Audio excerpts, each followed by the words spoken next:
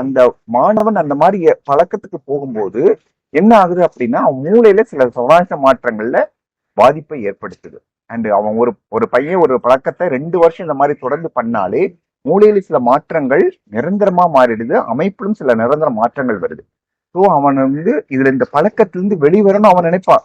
ஐயோ இல்ல இந்த பழக்கம் எனக்கு வேண்டாம். ஆனா அந்த மூளை ரசாயன மாற்றத்தினால அவன் நினைச்சாலும் இந்த பழக்கத்திலிருந்து வெளிவரதுக்கு அவனுக்கு ரொம்ப கஷ்டங்கள் வருது. ஸோ மாணவர்கள் கண்டிப்பாக, குறிப்பாக ஃபார் எக்ஸாம்பிள் எங்க வீட்டுல யாரோ எங்க அப்பா குடிக்கிறாரு இல்ல மாமா குடிக்கிறாரு அப்படின்னா அந்த மாதிரி உள்ளவங்க அதிக ரிஸ்க் ஆன வாய்ப்புகள் அதிகம். அந்த மாதிரி உள்ளவங்க ஏன்னா ஜெனட்டிக்கா எனக்கு அந்த ப்ராப்ளம் இருக்கு. ஸோ நான் ஜெனட்டிக்கா இருக்கிறதுனால எப்படி சுகர் வியாதி ஜெனட்டிக்கா வரமானு இந்த மாதிரி பழக்கங்களும் எனக்கு ஜெனட்டிக்கா பரம்பரையா வர்றதுக்கான வாய்ப்புகள் அதிகம். அதனால அந்த மாதிரி பழக்கம் உள்ளவங்க விடுங்க. கண்டிப்பாக அந்த மாணவர்கள் இந்த பழக்கத்துக்கு கண்டிப்பா போகக்கூடாது. ஏன்னா ஆனா இந்த வயசுல எக்ஸ்பீரிமெண்ட் அப்படின்னு சொல்லுவோம். நான் ஒரு தடவை பண்ணா என்ன சார் தப்பு, நான் சந்தோஷத்துக்கு பண்ணிக்கிறேன், என் ஃப்ரெண்ட்ஸ் எல்லாம் குடிக்கிறாங்க சந்தோஷத்துக்கு குடிக்கிறாங்க அப்படின்னு அந்த எக்ஸ்பெரிமெண்ட் பண்றதே முதல்ல பெரிய ஆபத்தாகும். எக்ஸ்பீரியன்ஸ் பண்ற அன்னைக்கு சந்தோஷத்தை கொடுக்கும்.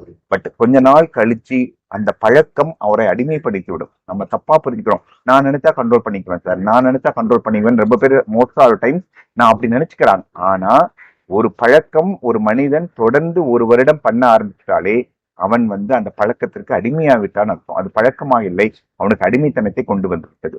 ஸோ நம்ம இப்ப என்ன நினைக்கிறோம், social drinking or social habit இதெல்லாம். இப்போ நான் 6 மாசத்துக்கு ஒரு தடவை குடிக்கிறேன், 1 வருஷத்துக்கு தான் ஒரு தடவை குடிக்கிறேன், பரவாயில்ல. ஆனா 6 மாசத்துக்கு ஒரு தடவை 1 வருஷத்துக்கு ஒரு தடவை குடிக்கிறதுனால தப்பு இல்லை. பட் ஆனா என்னன்னா அந்த 6 மாசத்துல இருந்து 1 வருஷம் குடிக்கிறதும் ஒரே நாள் குடிக்கிறேன், பட் எனக்கு அது பெரிய ப்ராப்ளத்தை ஏற்படுத்தினா முதல்ல நான் கவனிக்க வேண்டிய விஷயம். நான் ஒரே நாள் ட்ரிங்க்ஸ் பண்றேன், பிஞ்ச் ட்ரிங்கிங் சொல்லுவோம். ஒரே நாள் 10 பாட்டில் பீர் ட்ரிங்கி சண்டை போடுறது, போலீஸ் கூட சண்டை போடுறது, நான் பைக்கை வேகமா ஓட்டுறது, ஆக்சிடென்ட் பண்றது, அப்பவும் கவனிக்க வேண்டிய விஷயம். அது 2வது இம்பார்ட்டன்ட் விஷயம்.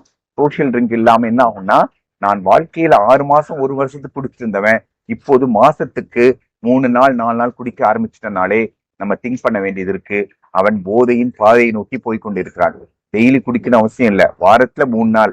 ஸோ நான் வருஷத்துல 1 நாள் குடிச்சேன், இப்ப மாசத்துல 3 நாள் குடிக்க ஆரம்பிச்சிட்டேன் அப்படின்னாலே மக்கள் திங்க் பண்ண வேண்டியது இருக்கு. போதையின் பாதையில் போய்கொண்டிருக்கலாம். அதை தவிர டெய்லி ஒருவர் 1 வருஷம் தொடர்ந்து குடிச்சுட்டா அவருக்கு கண்டிப்பாக போதையின் அடிமையாகிவிட்டார் என்றுதான் அர்த்தம். அதனால ஆனா இது வந்தவுடனே நம்ம என்ன நினைக்கிறோம், மக்களும் அவரை குறை சொல்றோம். அம்மா நீ மோசமானவன், நீ குடிக்கிற, அதை பண்ற அப்படின்னு. இல்லை, இதுவும் ஒரு நோய் என்று பார்க்க வேண்டும். பழக்கம் இல்லாமல் போதைக்கு அடிமையாகிவிட்டால் அது நோய் என்று பார்க்க வேண்டும். ஏன் நோயா மாறிட்டுனா நான் நினைச்சா அதை கண்ட்ரோல் பண்ண முடியாது. ஸோ அதற்கான தகுந்த வைத்தியங்கள் பண்ணாதான் வெளியில வர முடியும்.